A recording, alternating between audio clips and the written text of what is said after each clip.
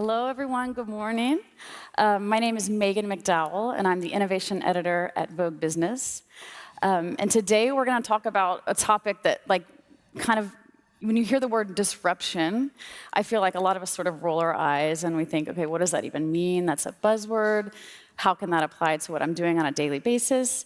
So today I'm really excited to talk about how some of these companies have thought about disruption both in their own companies and externally, and what that can mean for fashion.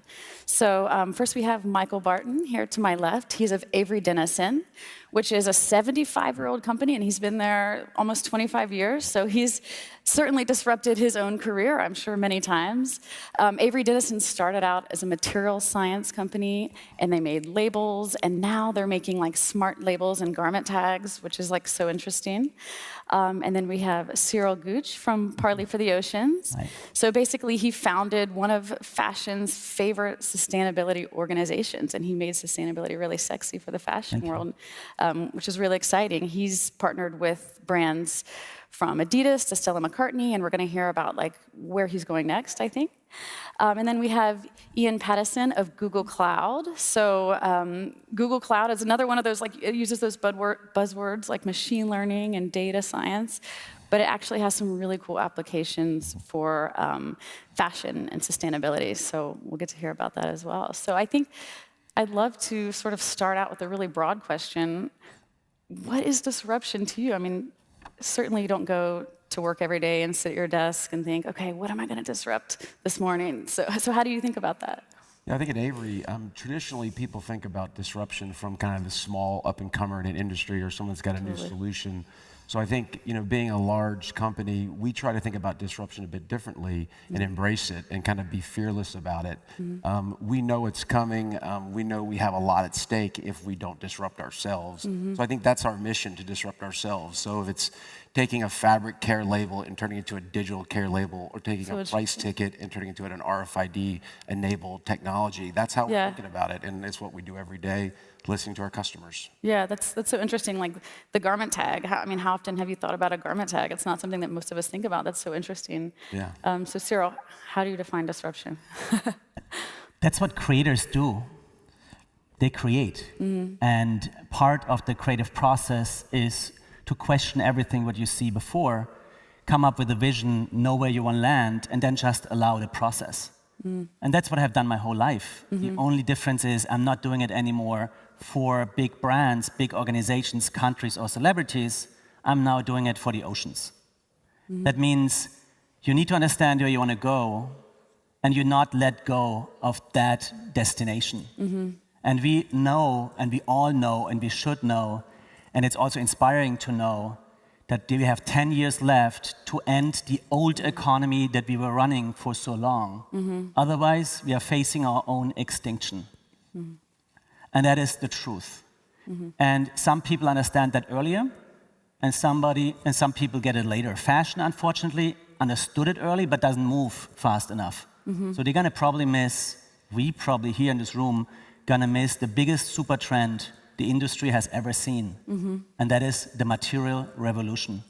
Well, I like what you say about creatives disrupting, and I think, doesn't your organization it connects creatives? Is that sort of like one of your key tenets to start out, right? Because I guess they disrupt. I think what you have to understand is the old idea of leadership, that you have a plan and then you execute against that plan, and it works kind of smoothly for 5-6 years or whatever, how long, that's done. At this point, we can't have a plan. We can only have a goal. And we have to pivot, and we have to be fast, and we have to be aggressive. And that's what Adidas has proven. And around 1,000 collaborators in our network have proven that. To be able to do that, to see that they can only survive in the future if they change rapidly fast. And guess what? It had turned out already now to be a monster business.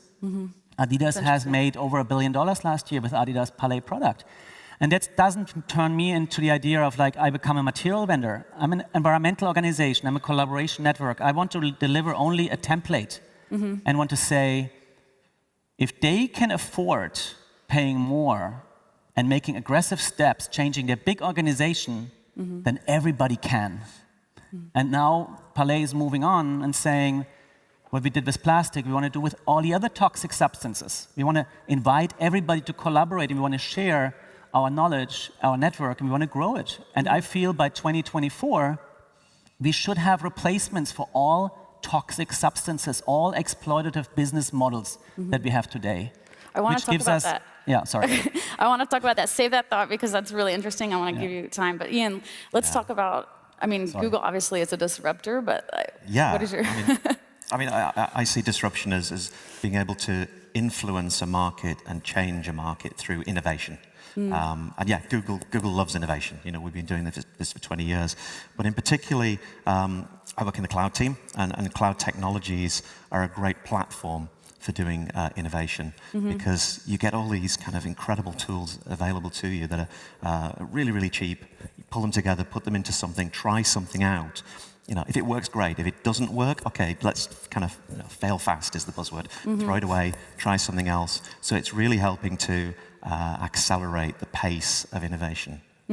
Well, I'd love to talk about, I know you guys announced some pretty cool news yesterday, and I think this idea of pace and speed, I think machine learning is a great example of being able to do some of those calculations faster. So can you share a little bit about Sure, yeah. So I mean, we're really excited. We kind of, at this conference, we launched a collaboration with Stella McCartney to look at sustainability data across the fashion supply chain, particularly at the really early stages of the supply chain. You know, Google's always been really kind of, sustainability is really important to us. You know, we've been carbon neutral since 2007. You know, we're the largest corporate purchaser of renewable energy, so it's really, really core to who we are. So we partnered with a great consultancy, the Current Global. They're sustainability experts. We looked at the supply chain, early stage. We identified that there were lots of gaps there and lots of difficulties in collecting data. Okay, great. We're a data company. We've got data technology. We're sat on all of this technology that can do that. So what we're doing with Stella and what we're trying to do with other industry bodies, with retailers, with fashion brands, with various industry bodies, is to try and collect new sources of data, to try and discover where those new pieces of data are, to bring them together, to process them using our data technologies, using machine learning to spot patterns and perhaps even to make predictions. But then to present that back to the retailers and to the brands, to give them that visibility into their supply chain. And also trying to get it as near real time as possible. So we're really looking at freshness of data to give these organizations that kind of, much faster time to insight so that people can make, kind of really responsible sourcing decisions and see the impact of the things that they're doing. So we're talking about, as I understand it, you're starting with looking at the raw materials, so like the very beginning of how you would create a garment, whether it's cotton or viscose. So give me an example. When you say data, like what kind of insights would this be? Would it be the amount of water used or pollution? Like how would fashion use this? So it could be, and I think this is an experiment. We're at really early stage. We're looking for people to bring data to us, and we've set up the platform to bring this in. If I can perhaps give you another example, we look at some work that we did around with an organisation called Global Forest Watch. Where we actually used some of our mapping data, and Google obviously has lots of mapping data, aerial photography, satellite photography. What we do is we take that data and we look at different versions of it and we process that to see where deforestation has happened.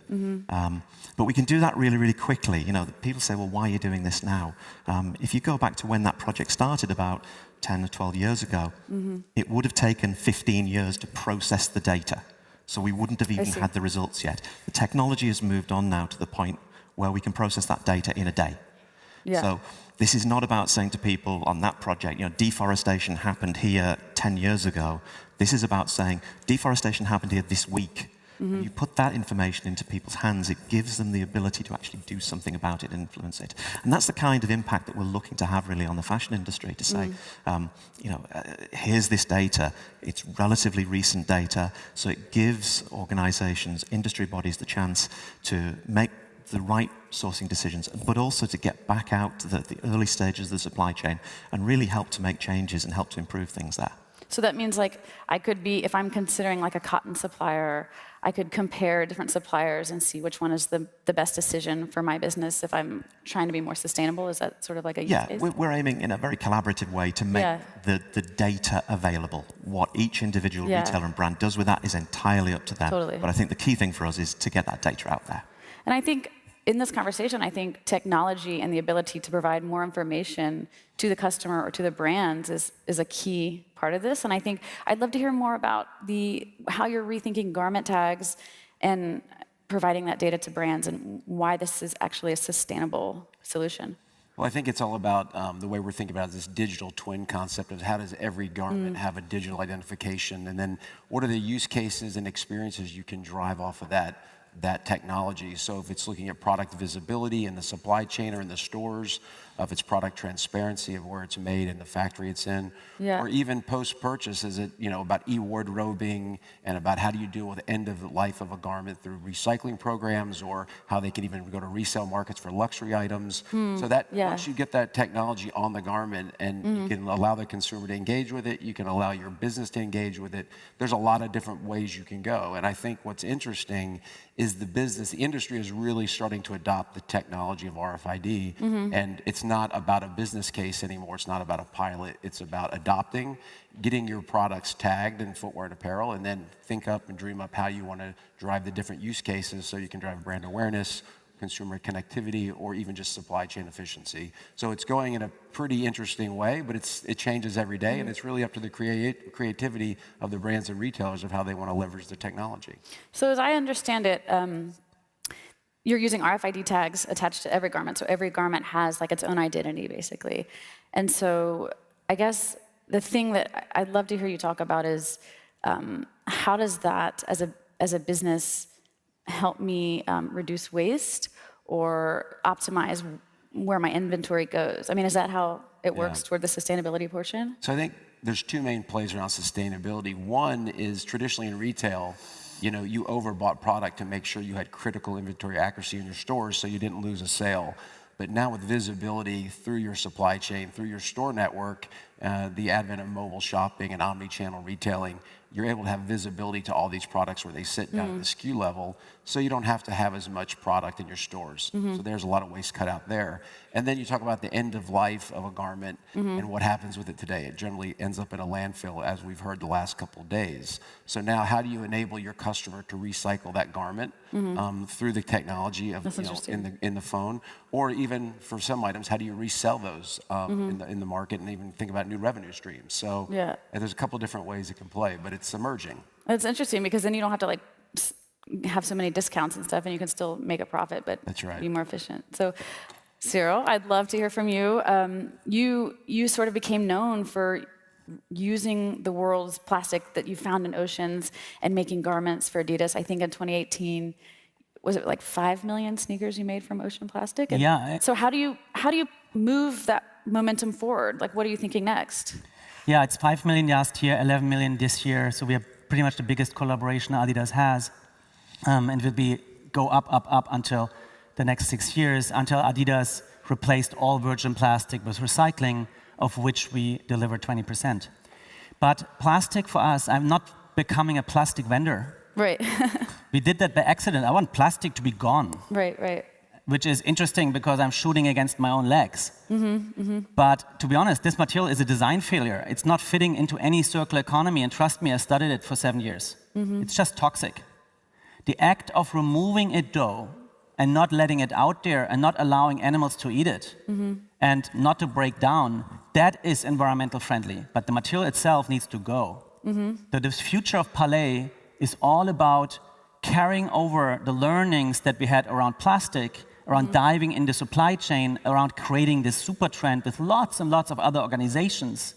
This example of collaboration, successful collaboration, we want to translate that. We want to open and want to invite other players and say, how can we do this with the other materials that need change? Food, transportation, energy in general. We can't afford it anymore. And you're seeing pretty much 3 nerds sitting here. One stands for data. 4 nerds. 4 nerds. Probably very soon thousands of nerds. Data. Then you have physical labels. And what Parley is doing, we are linking together. We are introducing this year Parley ID. That means we want that everybody has a sense of ownership for every product they buy, and that there's a value to that ownership, and that the product doesn't decrease in value as long as you own it. It actually increases virtually, so you don't want to just toss it away. And for that you need tech. But you need, first of all, this urgency and this desire really on the side of the consumer that they actually want to use that ID and want to own something. And that is our role. So I understand Parley as a collaboration platform. And again, plastic was an experiment for us, and it was successful. We got lucky. So tell me a little bit more about this. So I heard you correctly. This is news to me, so it's great to hear. And I think it actually ties into kind of what we were talking about as far as transparency and data and sort of understanding where things come from, where they're going next. So what I heard you say is individual objects will have their own identity. So I'm not promoting anything. There's no brand on here. But here's the thing. Every piece of material has to have an ID, like an identification inside the material. Okay. That's what we're introducing. And yes, there are labels. You can add an NFC chip on top of it. And this should be an individual one. That means this one item belongs to me. It's not one item that belongs to everybody. It's a direct relationship.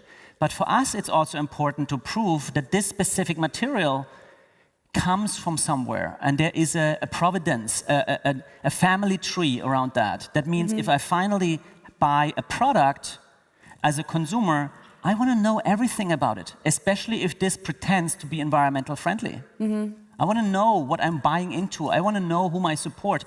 I want to know, did a kid for a bowl of soup collect that plastic? Or a fisherman who is an activist. I want to know everything as a consumer, and that's what we are providing at Parley now by pretty much linking together all the existing technologies that are in the market. So what tech are you using? So how do I, if I have that shoe, how do I know that's my shoe? Like what information? I mean, right now you can't, but next year you will. You will just find out.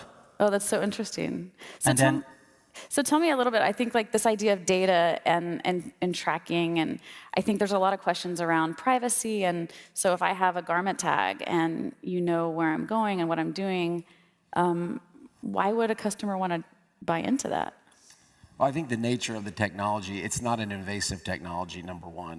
Number two is what brands and retailers are doing with RFID. It's an opt-in technology at the consumer level today. So, and as they build out use cases, I think consumers are going to have to want to make that choice and feel comfortable in that exchange. So we don't really see it as a data privacy issue. And it's a concern, you don't want to disregard it.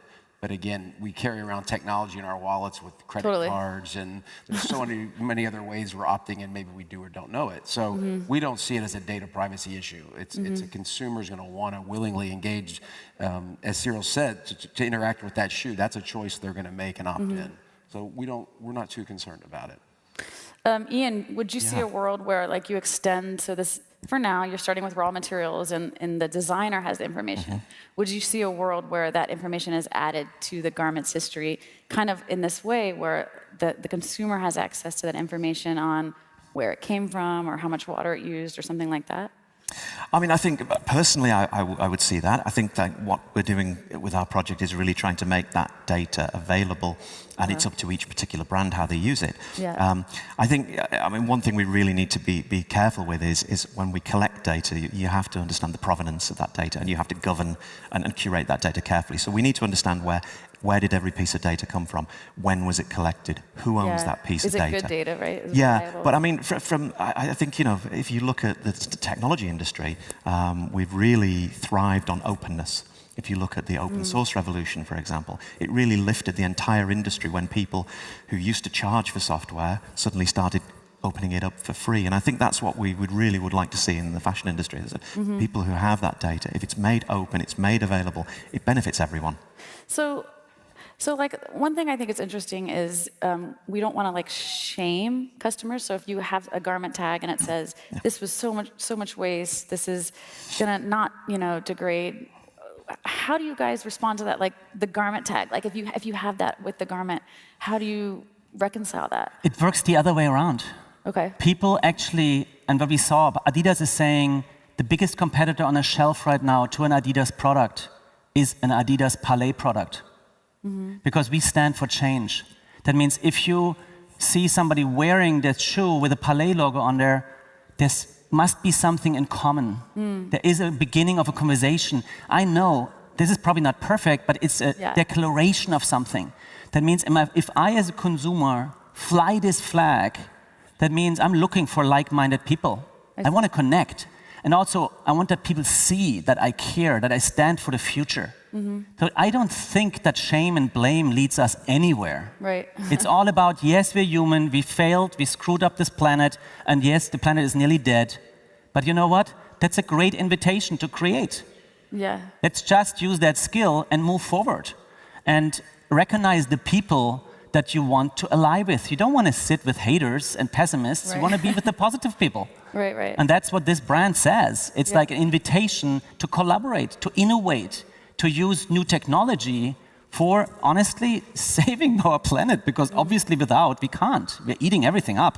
Yeah. I mean, I think that's a great place to sort of like, to end on, is that like this idea of disruption. Do you think it would be disruptive if everyone knew where their garments came from and who had it before them and how long it's been alive and what to do next? Is that sort of where you see it going? Yeah, it's about consumer choice, which is about visibility of data. Yeah, yeah. That's so interesting. I think it's exciting. What do you think? Yeah. Yes? Yes. Well, thank you guys so much. This has been really interesting, and I look forward to having clothes that I know where they came from and kind of becoming my friends, you know, and I never want to give them up because I have this history with me. So thank you guys. Thank you. Thank you. Well done. Thank you.